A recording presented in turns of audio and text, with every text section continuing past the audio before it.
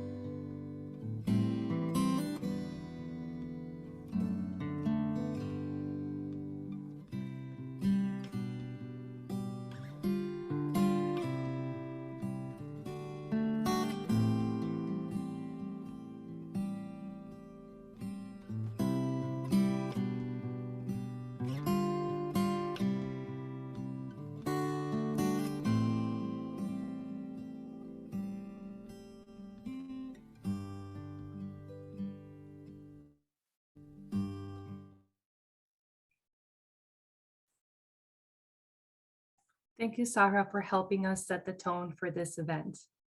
I would like to introduce now our panelists, and joining us today, we have Alena Victor, Chief Program Officer with Womankind, Grace Huang, Director of Policy for API-GBV, Shenna Morris, Director of Policy with NRCDV, Dr. Nusrat Ameen, Senior Director at Daya, and Casey Swegman, Director of Public Policy for the Tahirih Justice Center. If you have not done so already, you may want to pin the panelists on your screen so you may be able to view them at all times. I will now like to pass the mic to Casey to give us more background on the Forced Marriage Working Group and to let us know more about the collaborative drafting of this amazing framework document. Thank you so much, Halit, and thanks again, everyone, for being with us here today from across the country, from within the U.S. government and advocates everywhere, and especially to our panelists and other members of the Forced Marriage Working Group that are here. I can't tell you how much I'm excited about today's event. It feels like the culmination of a lot of work. So for those of you who might be less familiar, the Forced Marriage Working Group was founded in 2011. It's facilitated by the Tahirih Justice Center, and it was formed as a response to the need for those of us working with survivors facing barriers to service to come together to learn from one another and galvanize a national response to the issue of forced marriage in the US. We are a core group of experts and advocates, including survivors, committed to contributing to efforts to address the problem of forced marriage in the US. The working group is an inclusive forum that welcomes, values, and respects diverse perspectives and voices. It is a platform to share knowledge, explore challenges, solve problems, and engage in constructive dialogue about best practices. Members include community-based programs as well as national and international organizations who collectively provide direct legal and social services, engage in education and outreach, research advocacy, and technical assistance. Some members have a specific focus on forced marriage, while others have a broader focus on domestic violence, sexual assault, and other forms of GBV. Some work within and alongside one community or across many communities. The working group's breadth mirrors the diverse impact that forced marriage has on families and communities in or from the United States, and reflects our shared commitment to improve protections and support for all survivors. Throughout 2021, in response to the exciting announcement that the Gender Policy Council and others across the US government would be drafting the first ever US National Action Plan to end gender-based violence, Tahirih led the National Forced Marriage Working Group through an intentional and inclusive collaborative drafting process of what is now our framework for responding to forced and child marriage in the US. While this document was sort of, galvanized by the announcement that we would have a national action plan, it was certainly a long time coming. And after 11 years, this event and this document feels like a really incredible culmination of all of our work together in consultation with survivors. And so we're grateful for the folks working on the National Action Plan for lighting that fire under us as a group and giving us this opportunity. And quite frankly, this moment to come together and bring all of this expertise into one comprehensive document. I also want to say, though, that it's certainly not the end of our work together. And we really hope that this is actually the beginning, and to be in a moment of shepherding an exciting new chapter in the US response to forced marriage. And we have this really unique opportunity to build a response that, while it might include access to criminal justice pathways for some survivors who choose that, it doesn't have to grow out of a fundamentally criminal justice or carceral foundation. The framework document outlines all the ways in which the federal government can take action now to better prevent forced marriage and respond to the needs of individuals at risk, survivors, and communities. We're deeply grateful to all of the members of the Forced Marriage Working Group, again, especially those who committed time to participate in the panel today, for your years of collaboration and thought partnership. And I really can't wait to hear from the experts that have joined us. So with that, it's with deep gratitude that I hand it back to Halitz. Thank you so much, Casey, especially for enlightening us on how this document truly came to be and what we hope comes out of it. A lot of people may be unfamiliar with the issue of forced marriage and why it requires a nuanced response. Alena, could you speak to how forced marriage shows up in our work and why it requires a holistic response? Thank you, Halitz. My name is Alena, use she and her pronouns. I am the Chief Program Officer here at Womankind. We're based in New York City, but we provide services across the Eastern Seaboard and sometimes into other states throughout the United States. Womankind has been around for 40 years. This is our 40th year, and we've been working around gender-based violence issues, specifically domestic violence, sexual violence, and human trafficking, as well as other forms of gender-based violence. Forced marriage has shown up in our work in different ways, but very specifically for Womankind, it showed up as a survivor comes in for services for domestic violence, sexual violence, or human trafficking. We find out as we build rapport and establish rapport with them that the initial marriage point was not one where full and free consent was present. And at its core, forced marriage is about choice, right? And it's about the ability to give full consent to whether marriage can and should occur. When force is put into that equation, there's a lot of violence that could be a precursor leading into the marriage, and then the subsequent form of cycle of violence that continues to happen within the frame of that marriage. And also begs the question of, if we can prevent forced marriage, can we also potentially prevent future instances of violence that can occur over time? And what impact does that have on the cycle of violence that mostly women predominantly experience when it comes to gender-based violence? So that's generally in its frame what forced marriage is about. And one of the things that I also want to kind of talk about is differentiating it from arranged marriages. Arranged marriage predominantly exists as a cultural practice where choice is present.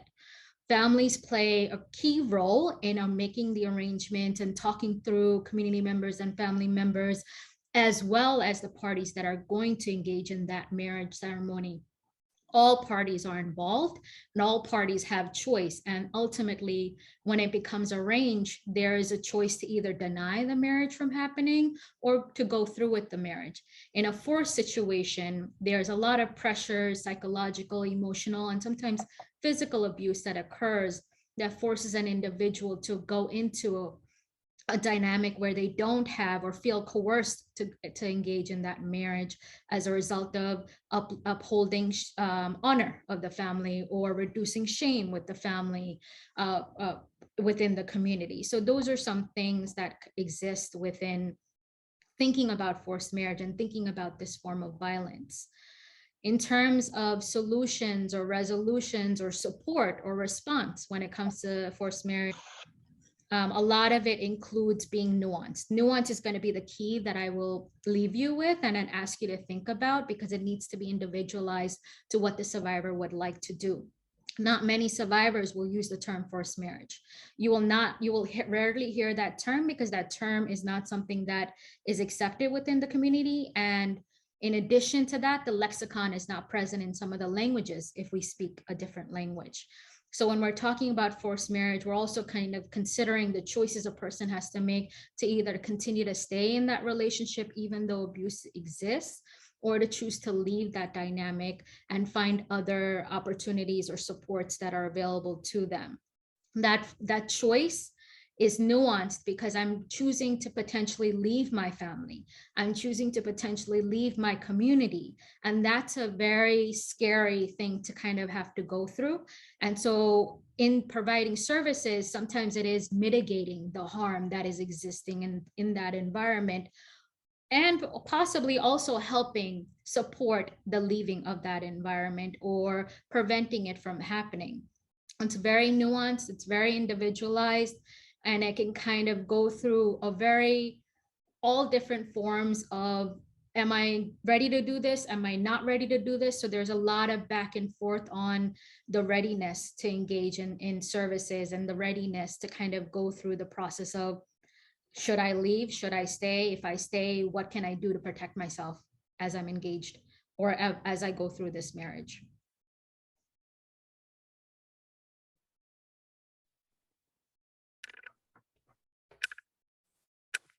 Thank you, Alena, and thank you for educating us on what a nuanced response truly means and the complexities that the survivors we work with face. Now that we have this overview as to how serving survivors of forced marriage requires this holistic response, Grace, could you speak to who is being impacted by forced marriage in the United States? And when we're thinking about solutions, who should we be centering? Hi, thanks for having me today. I'm Grace Huang, the Director of Policy at the Asian Pacific Institute on Gender-Based Violence. And for those of you unfamiliar with our organization, we're a national resource center focused on domestic violence, sexual assault, human trafficking, and other forms of gender-based violence in the Asian American, Native Hawaiian, Pacific Islander communities across the country and through the Pacific territories. And I want to build upon Alena's earlier comments in terms of figuring out who, those who experience forced marriage are, as well as, who we need to center in terms of developing solutions. And so, the first thing I do want to say is that, forced marriage, it thrives, it continues to thrive, due to existing societal structures that, that those who experienced forced marriage, they face the wrongdoers. They can leverage these societal structures, making it harder for survivors to be able to exercise their autonomy. And so when we want to think about holistic solutions, we have to look at ways that overcome not only like the violence or the oppression that they experience, but also larger community and system imposed harms and risks. And so if we don't work to reduce the ability of harm doers to exploit and leverage like these larger systemic challenges, a lot more people stay trapped in abusive marriages. And so when I talk about community and system generated risks, this is language that's used in the domestic violence field, but I talk about solutions that recognize the roles of family structures, of cultural practices, economic barriers, and economic disparities. Certainly in this context, racism, xenophobia, Islamophobia, for example, homophobia, especially for those who are forced into marriages with folks that, in situations where people are forced to erase their identity in order to be married off. Transphobia, ableism, et cetera. And so we also need to think about, creating solutions that recognize the risk that various systems, including many of ours that we've created for addressing violence, such as, inaccessible systems that aren't culturally relevant, that much less, competent, the potential harms of the criminal legal system, especially in many of our communities, immigration and the immigration system and the risks that poses for folks, and systems that are not language accessible or friendly. And I'm going to highlight, a couple examples of what I'm talking about when I say this, when we're talking about communities. I mean, as we know, the statistics show that generally people are, we're talking about children here often, not always, but young women in particular, primarily, and so, folks that may not have access to economic supports yet, or life work experience, et cetera. And so those are some of the things we want to think about. But I really want to highlight the role of racism and Islamophobia and xenophobia as we think about creating solutions. Survivors often run into racist and xenophobic behaviors on a daily basis, targeting their communities, which of course often reduces their desire to turn to larger systems for assistance, or to even share information about what's happening to them, because they may not want attention focused on their relationships, their families, or their communities. I mean, I just want to give an example of that we heard from, some others on this call, I believe, or on this webinar, but from advocates that we've worked with over the years, talking about how, abusive partners would claim that, their victim, the spouse, were terrorists at the height of, anti-Muslim Islamophobia after 9/11, to maintain, to discourage survivors from reaching out for help, or asking for any attention on their community. And so folks need to be aware of how people, abusers leverage that larger context. And certainly we know from working with immigrant survivors of violence that abusers and wrongdoers leverage the immigration system and threaten to have people deported, or threaten to, report them to immigration enforcement if they reach out for help. And so we need to, as we're developing solutions, we need to figure out how to remove those systemic barriers from the equation, or mitigate their, the potential harm that they can cause. There's also the challenge of economic instability. So we want to figure out how to mitigate the lack of people's, lack of access to employment, support them in addressing job skills. And then the reality that for some populations, especially immigrant survivors, they may lack work authorization or they lack the ability to access certain public benefits. A lot of social programs may not be available to certain community members. And so as we're working on solutions to recognize as we create them, how to make sure that they're accessible to people, and the current harms or current concerns right now have to do with people being afraid to access certain benefits because they may face negative immigration consequences for accessing benefits, for example. And then finally, there are many more, but language access, I just want to flag as a huge area that we need to think about as we're creating solutions, et cetera. I mean, I know that the survivors that our programs work with, when they seek interventions and services from any system, including our own, service providers, like language barriers, are a significant impediment to help. And then, I know that many more systems are doing better in terms of trying to offer information and services in Spanish. And as an advocate from the Asian Pacific Islander community, I just want to flag the role that some of our community programs play in having to be the source of translation and interpretation services for every system out there, because they have failed to do their jobs to be accessible in languages beyond English and Spanish. And so, that's a huge one that I would really encourage us all to think about. Thank you so much, Grace. I know there's so much more that can be shared, and hopefully we can circle back with the additional points that you have. I really appreciate you giving us this broad overview of what marginalized survivors face, and thanks everyone for hanging in there with those folks who are making a little bit of noise on the call. Shenna, could you speak to the types of challenges that forced marriage survivors encounter when seeking the kinds of supportive services that survivors of other forms of gender-based violence often need, particularly sharing with us those additional challenges when it comes to shelter and long-term housing? Sure. So thank you for this question, Halitz, and thank you for having me. Again, my name is Shenna Morris. I'm the Director of Policy at the National Resource Center on Domestic Violence, which is also a resource center that works to provide comprehensive solutions around prevention and intervention of domestic violence through technical assistance training and resource development.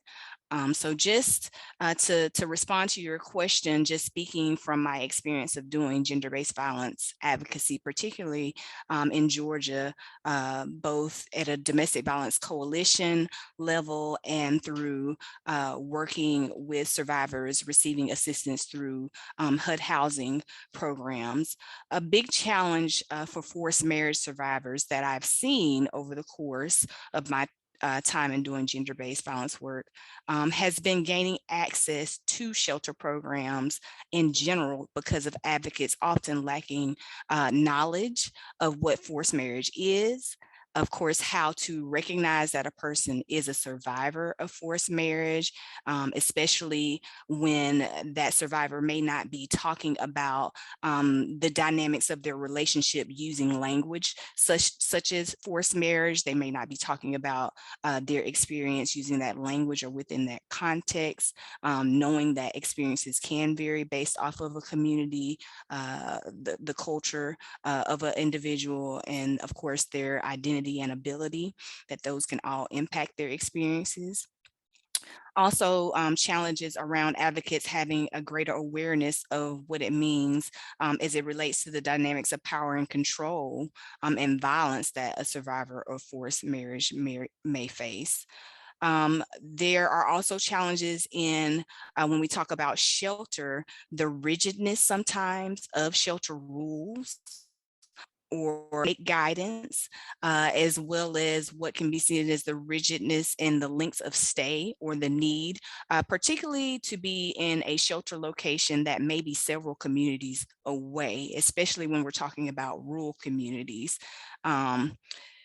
Understanding how it may be essential for a survivor of forced marriage to need to be in a location that is not in the immediate community again, when they may have support networks or family or friends who may let the former spouse or partner know where the survivor is, or who would be dismissive, again, because maybe they aren't talking about relationship dynamics in that community within the context of forced marriage. They would be dismissive of that survivor's experience.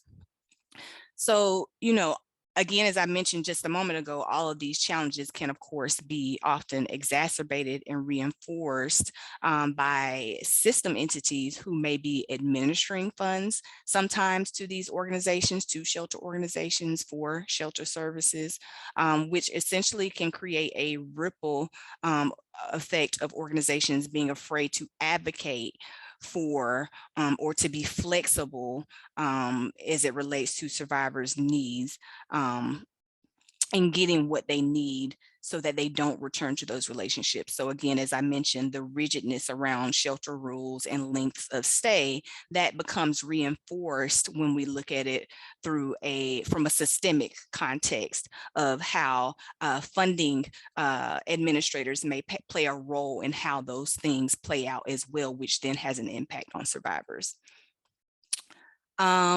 Again, just based off of some of my experiences, I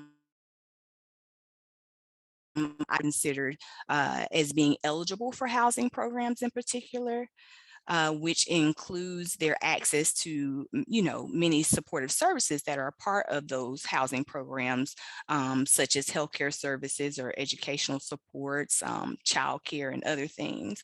Because the interpretation, again, of what they were experiencing was not that they were in language that we're all very familiar with. I'm sure they weren't in imminent danger, or they weren't fleeing or attempting to flee domestic violence. So again, thinking about how those challenges, those definitions, the longstanding definitions, have often kept survivors of forced marriage from gaining access to emergency shelter housing and housing programs based off of the way that terminology has been used.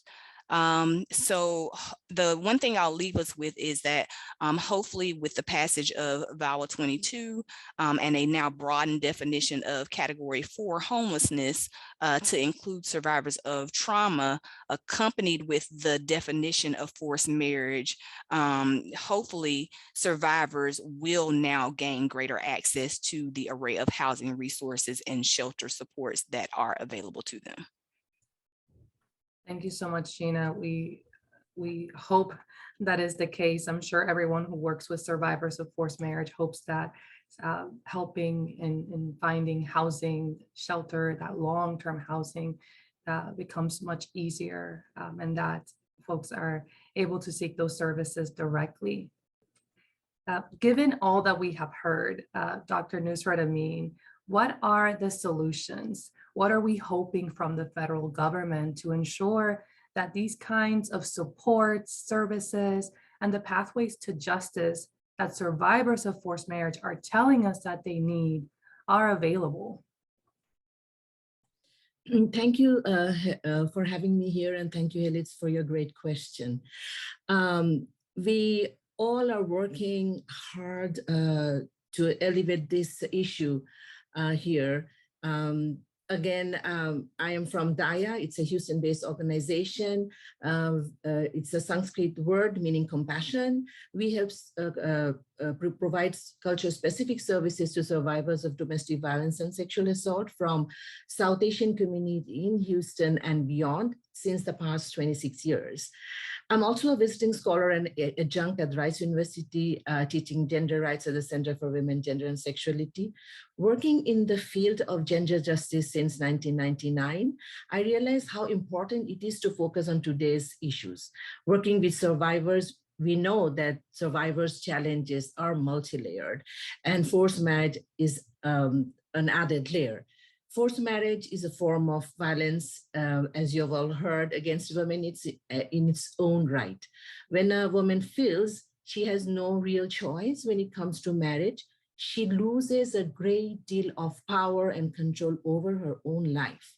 More often, forced marriage is just one part of a spectrum of other harms that a woman who is forced to marry may face in her lifetime.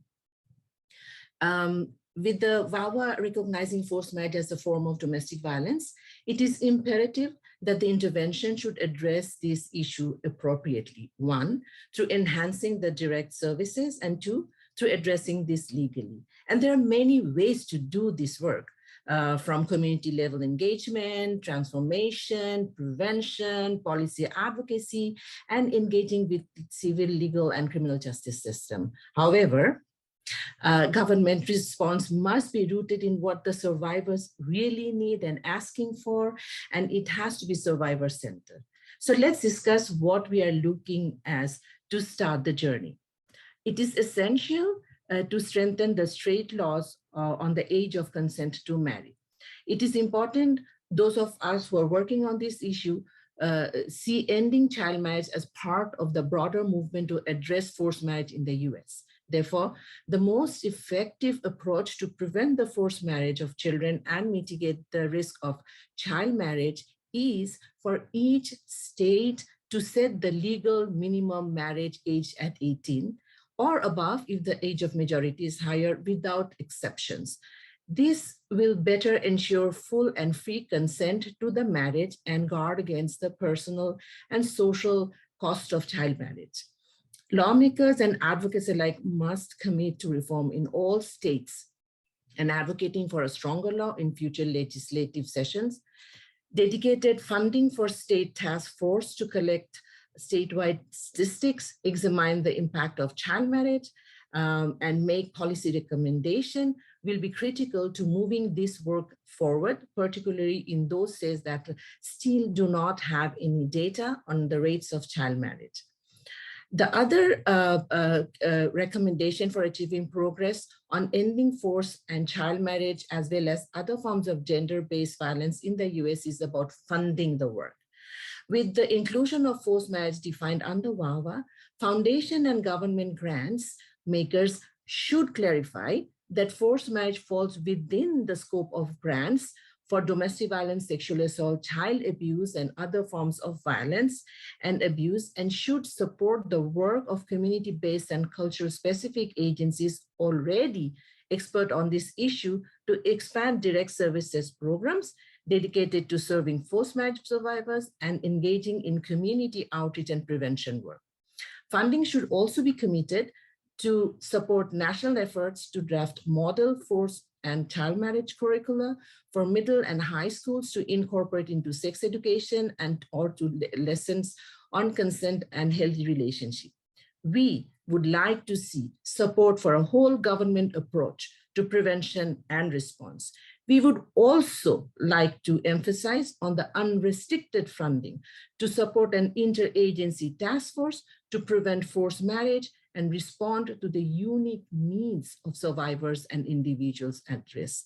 Last but not the least is about civil protection orders, which are effective tools for preventing or reducing further harm for domestic violence survivors. This is often a more accessible and survivor-centered option than pursuing criminal charges. In our experience, very few forced marriage victims express interest in pursuing criminal charges over concern for consequences to their families and themselves. However, when victims do seek help from police, prosecutors, and courts, it is critical that they are able to access protection and justice, and that what they experience is not excused or dismissed as a family or cultural matter. Thank you for having me, and I am ready to, if there are any questions. Back to Helitz. Thank you so much, Dr. Ameen. I really appreciate you uplifting the recommendations, and it sounds like we have a very unique opportunity to build a response that is truly based on what survivors really need. Before we get to Q&A, I'd love to pass it to Casey to share some additional comments on this document and this unique opportunity to offer survivor-centered response. Yeah, thank you so much, Helitz, and thank you again for all the incredible expertise that our panelists have shared. I think it's clear that the goal here and hopefully this is the takeaway from what you've already heard and from the document, but it is to have multiple pathways to safety and justice as defined by the survivors that we've been serving for decades collectively. Not predicating services on anything other than what survivors at risk and individuals at risk and survivors actually need to stay safe on their own terms. And so what I'm really hoping people will take away from this is that we need both the mainstream movement to address gender-based violence, to see these survivors as in scope, however they are naming the harm they are experiencing. And for survivors and individuals at risk of forced marriage, anywhere they might live, to be able to call their local domestic violence hotline, their local shelter, and be served. But we also know that there is a need for culturally specific and community-based services, and we're hoping that funding will be made available for those programs too, for outreach, for education, programs for girls, and all the things that Dr. Nusrat Ameen has already shared. Because as Alena alluded to earlier, forced marriage is often at the root of many other presenting forms of abuse and harm that survivors might seek services for, and is often just part of a longer history of trauma and harm that someone might have experienced. So we have this really unique opportunity here, because if we're able to prevent a forced marriage from happening, we can prevent known future and highly likely domestic violence, sexual assault, loss of bodily autonomy, and human trafficking. Very rarely do we have such an obvious red flag to future harm than the threat of a forced marriage. And if we're able to prevent it, then we're doing broad prevention work as a result. And that's really incredible if you think about it. And so that's why I'm really hopeful that as a country, we will commit to addressing this as a form of gender-based violence, not pigeonholing it in the framework of human trafficking, because forced marriage, whether it's happening to a child or an adult, is wrong, not because it's human trafficking, but because it's forced marriage. We don't need to name it as something else in order to accept that it is wrong. And so I'm really excited for this framework to inform the work of the federal government, also to inform the work of other advocates in this space, because if we can address this from all angles in this unique moment that we have, we can do that in a way that is informed by what survivors have long been telling us they need. And the path forward is laid. I think it's pretty clear, and I'm really excited for progress to come, and just very grateful for everyone who's here today and everyone in the movement with us. And with that, I will hand it back to Levante and to Halitz to lead us into Q&A. Thank you so much, Casey. I really appreciate those remarks, and actually leads perfectly to a question. I received some messages privately in the chat regarding forced marriage and how it fits with gender-based violence, and is this not another form of parent-perpetrated trafficking? I wonder if Alena, if you could speak more to how forced marriage does not necessarily fit within the human trafficking frameworks, and perhaps what other systems or frameworks we could better leverage to support these survivors that we work with. Sure, thank you for that question, Halitz. And I think I'll piggyback on what I was hearing Casey remark. When we think about human trafficking, on the one hand, there's layers of trafficking work that is supportive and kind of builds an anti-trafficking framework within the work that's happening in the United States, but it is carceral. There's carceral interactions to it. There is layers of a formulaic layer of a response that needs to happen in order for a situation to be considered a trafficking situation. And when we talk about forced marriage, we're talking about family violence. When we're talking about forced marriage, we're talking about gender-based violence. Individuals that are experiencing forced marriage predominantly are experiencing it because power and control dynamics are in place as a result of perceived gender or actual or confirmed gender. That's what's happening here. And that's why it makes it fit very much in line with this larger umbrella of gender-based violence. And Womankind, for example, uses the term gender-based violence because we want to acknowledge that most of our communities have experienced multiple forms of trauma. And those multiple forms of trauma have power and control dynamics that are gendered in nature and that pit gendered norms against each other that then prioritize one gender over another. That's what's happening in forced marriage at a fundamental level. And that's why it needs to be connected to gender-based violence. But we also need to kind of keep in mind that sometimes labeling is not helpful if it's going to create barriers for our survivors to access support. When we create labels, sometimes we're creating a one-way channel to support where diverse forms of support is needed in that one individual situation. And so that's why I keep talking about a nuanced, individualized, trauma-informed approach, because it's gonna require a lot of cultural understanding of what's that survivor is going through, what that community is going through, and how can you uplift that survivor's voice as well as tackle the issue that's happening.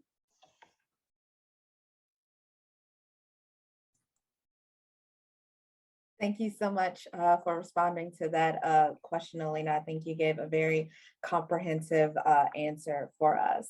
The next question I am going to direct to Grace. And we are curious about what sort of reforms or policies the US government could use to address this issue in relation to immigration. Sure, thank you. We some of the work that we do in collaboration with Tahirih, with the Alliance for Immigrant Survivors, are working on policies trying to make our immigration system more accessible. And I believe that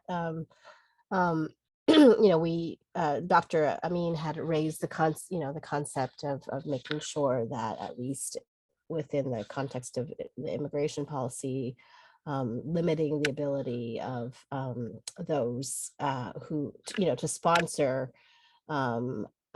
others who are under age 18 as one concept that we're exploring. But some other things to think about also, we want to make sure we're not punishing people who may have been forced into marriage, and so thus may not have a legal marriage as recognized by some states, and making sure that immigration protections are available for them as well, if they happen to be in our country and not have that lawful marriage because they were forced into a marriage, and making sure that they have access to the range of protections against deportation, making sure that they have access to work authorization, et cetera. So that's another important thing that administrative immigration policies could do. And then finally,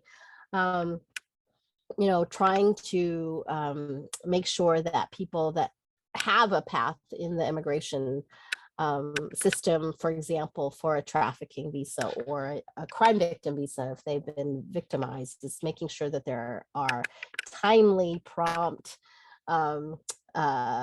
access to the existing structures and expanding those. For example, I don't know how many are familiar now, but for crime victims who are applying for a U visa right now, it's taking over 5 years for people to get access to work authorization. And there's a lot that can be done to improve, that basic,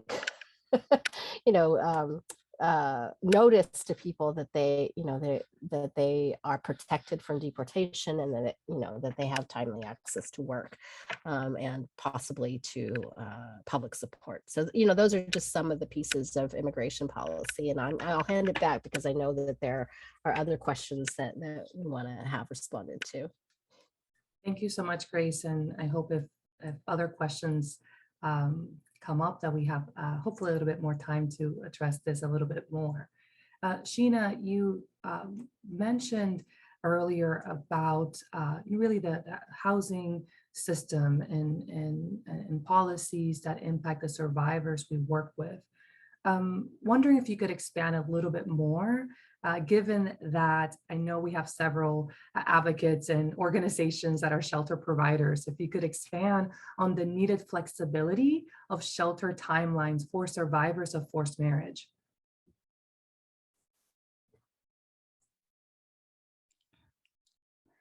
Sure. So if I heard you correctly, expanding on kind of the need of flexibility of shelter timelines for survivors. So again, just kind of going back to the point that I was making, using rural communities in particular as an example. When we think about the geographical locations, sometimes where survivors are situated, when we think about the number of available housing supports, both from an organizational resource standpoint and from the actual housing inventory crisis that many communities find themselves in right now, as well as the crisis around the cost of sustainable housing. When you put all of these things together, it can become very clear how, for example, a 30 or a 60-day shelter stay is not the best trauma-informed approach potentially for a survivor of forced marriage. And of course, then we can't forget how to then couple the broader conversation on the lack of economic resources or supports that survivors may have access to in all of this. So, again, this goes back to why conversations and actions around what flexibility can look like within systems such as shelter and non-congregate housing solutions is so important. Thank you so much. I love the very simplistic point, but very meaningful point that it is not trauma informed, those 30 and 60-day stays, and that definitely more needs to be done to ensure safe and secure housing for victims. Thank you for sharing that information. We're going to direct our next question to Dr. Ameen. In thinking about a whole government approach to prevention and response, you mentioned funding for a dedicated task force. Could you tell us more as to what that would look like? So thank you for your question.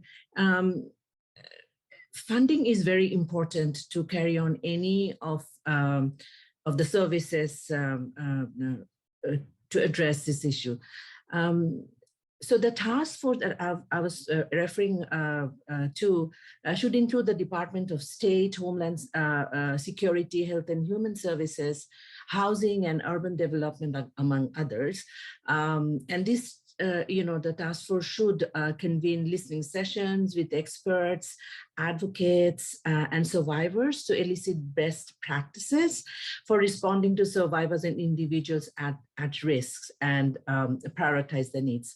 So feedback from this listening session should inform the unique role that each department and agency within plays in the prevention of forced marriage, and particularly the cases that involved the threat of our actual cross-border travels that we see in our experiences, and the enhancement of services programs and protocols dedicated to support individuals at risk and those seeking to leave the forced marriage. Also, an NGO-run hotline, text line, and clearinghouse for information and referrals can be created for forced marriage victims, and the advocates and national technical assistance provider should be designated to give expert guidance to advocates handling the cases, and funding should be committed to support national efforts to draft model state and federal legislation to prevent forced marriage and expand access to support. These were the things that we keep in mind as we deal with this issue day in, day out. And we have all these questions from direct service holders, how we can help, and we were thinking along these lines. Thank you. Thank you so much, Dr. Ameen. Levante, I know you've been keeping up with the chat and we've had a couple of questions. Would you like to ask another question for our panelists from the chat? Sure, we had some interesting questions come in so far through chat. The first one I'd like to ask is related to the diversity of women and girls who are survivors of forced marriage, really describing what that diversity looks like in terms of what communities they come from, and in particular, what community institutions are complicit. Would someone be able to talk a little bit about that for the group? Because I think that's important in understanding how, what we do here, how this can impact what we do here in the United States. If folks don't mind, I'm happy to speak and then open the floor to others. But I think one of the things we hope everyone takes away from this conversation and the work moving forward is that forced marriage is really happening across communities in the United States. Multi-generational, quote unquote, American families, as well as new and old immigrant communities, all are affected. And I can say in my work as a direct service provider before stepping into the role of a policy advocate, I served individuals from the fundamentalist Christian community, the Christian patriarchy movement. We know that there are survivors from the ultra-Orthodox Jewish community, of course, those from lots of other religious backgrounds, and also survivors from communities and from families with no religious motivation whatsoever. I've served clients who work high-paying jobs at government contractors who have multiple advanced degrees, and I've served 12-year-olds who haven't been allowed to finish school. This is what we mean by diverse impact. And this is also hopefully what will inform the comprehensive approach that we take moving forward, because if we stigmatize or focus our solutions, quote unquote, or, prescribe certain xenophobic names to the laws that we pass, or have, hidden agendas behind the services that we fund, then we will not only harm the survivors we seek to serve, but we also leave all those others out of our solutions.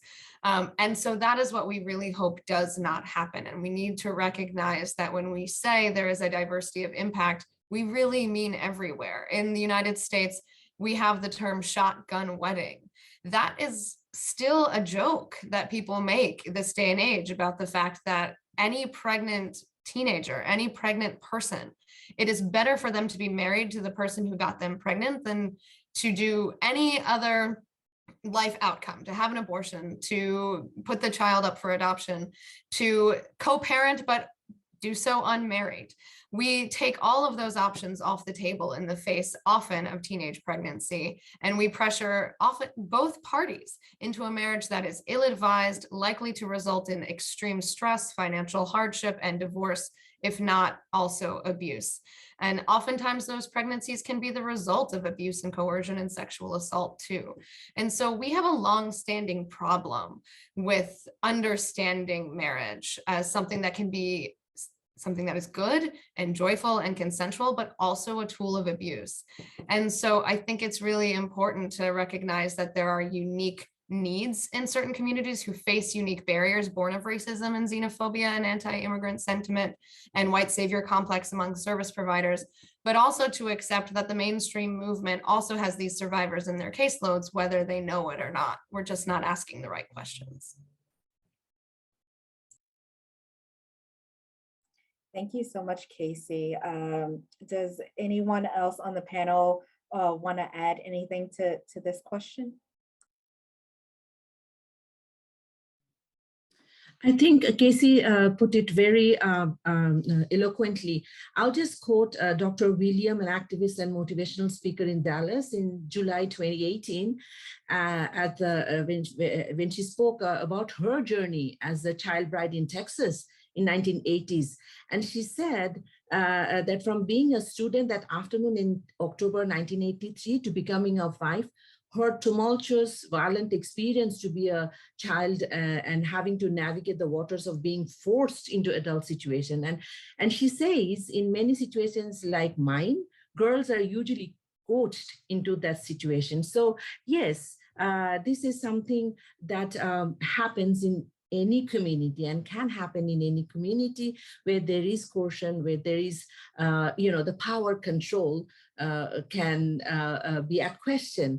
So it is not of any particular community that Casey just mentioned. There are studies done in the United States that showed 52 countries around the world practice this, and in all religions, all ethnic background, and gender and sex. Thank you. Thank you so much, Dr. Ameen. I see that we have 1 minute left, and I'll just take a look at panelists and see if we would like to take one more question. Otherwise, I can wrap us up to be respectful of everyone's time. If you want to give me a nod or something to cue me in, one more question, is that okay? Thanks. Levante, I know you've been keeping up with the chat. Would you mind asking your panelists one more question from the audience? Absolutely. And this is a very timely question. And I think it's helpful because we have someone from Australia in the group. And so, you know, maybe this will help them inform what they can do in their countries to better assist victims. But the question is, how has forced marriage being recognized as a form of gender-based violence in policy actually translated into practice? And, you know, to take it further, has this created legislative or other impetus for services to receive funding or develop dedicated responses to forced marriage as a part of responses to gender-based violence? And I think we've talked a little bit about that in different sections, if you will, throughout this conversation, but happy to hear us bring it home, bring the message home one more time for the people here. I'll just kind of reiterate what I mentioned earlier, and Casey, if you want to speak more maybe to the process of getting the definition of forced marriage included in the passage of VAWA 22. But the example, of course, that again comes to mind most for me is how the inclusion of the definition of forced marriage also connects to or relates to the changes in the definition of what is considered to be Category 4 homelessness that talks about domestic and sexual violence and survivors' access to housing, so on and so forth. And so that definition was expanded upon to include other trauma survivors. And again, you heard me talk about how because of some of the definitions, it would be hard at times for advocates to really pinpoint and be inclusive of survivors of forced marriage having access to housing programs. And so through the expansion of that definition, it would be the hope that now survivors of forced marriage would be able to access resources, more long-term housing solutions, such as rapid rehousing, such as transitional housing, and be able to have access to those supportive services that would help them to sustain long-term permanent housing. So Casey, again, I don't know if you want to speak more to the definition piece. I think first I'll hand it to Nusrat, and I know we're over time, but I hope some folks can stay. We have 50 states in this country. One has taken some interesting steps, and Nusrat was very much critical to those efforts in Texas. So if you want to talk a bit about that. Is it just to clarify, you're talking about the protective order options? And the child protective definition of abuse and neglect. Okay, so glad to be part of Texas for this instance, where Texas legislated in 2017 on a law which covered the abuse, the abuse of child into the family code. And that was very important because the bill contained the amendment to the family code in Texas, which resulted in the insertion of forcing or coercing child into enter into marriage under the definition of abuse, which is covered under the family code, under the parent-child relationship. That actually culminated in a lot of halts where abuse was in question. So it is important, and that and we can provide more information for anyone who's interested in it, for any other states, for legislators, for advocates to look into this law and see how we can replicate that. So this inclusion was a really good step forward to end forced marriage. Thank you, Nusrat. So I think the key takeaway here is that we as a community are really advocating for it to be recognized, as Alena shared first thing, as a form of gender-based violence. That's where it belongs. And I think we have the unique privilege to learn from what countries like Australia and Canada and the UK have done. Some things have worked and some things have not. And so while we are behind, we can use that to our advantage to learn what has worked in other places to get it right here. And I'm really excited that this is hopefully the launch of that process. And the fact that we were able to finally get forced marriage recognized as a form of gender-based violence present in the United States, impacting adults and children in VAWA, the Violence Against Women Act, is a huge step forward. It's a little bit of text in a gigantic bill that means a lot. So thank you for joining us. Thank you for staying over time, those of you that could, and I will pass it to Halitz to wrap us up. Thank you so much, Casey.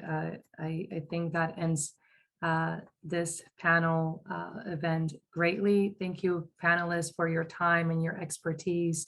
Thank you to those of you who are on the call who represent the National Action Plan Working Group.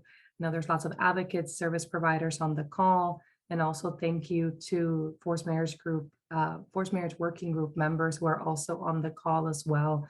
We appreciate the partnership and are very excited to see where this framework takes us. Thanks, everyone. Take care. Thank you, everybody.